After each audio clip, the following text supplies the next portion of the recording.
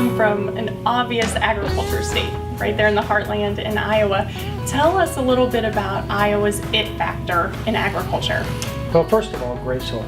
So we have soil that was built by prairies over tens of thousands of years, and some of the best soil in the world, and a greater share of it than most places. And in Iowa, we produce actually more corn than all but three countries in the world: the U.S., China, Brazil.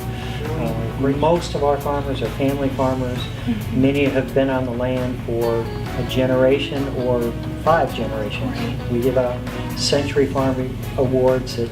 Last year, over 350 families got an award for having that farm in the family for 100 years. Just in the state of Iowa. Just in the state of Iowa. Fantastic. And we've done that every year. We get that many new families every year.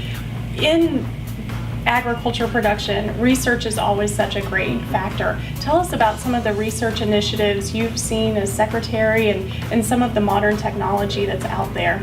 You know, Iowa has been farmed, and that's really why people came 150 years ago, and yet it continues to evolve. And sometimes folks think ag's not really changing much. There was a cornfield there last year, and there is one this year, and yet every year you see that progress. So really, research for us anymore is a mix of the public research that's being done, the important research there, but a huge amount of private research that's being done as well.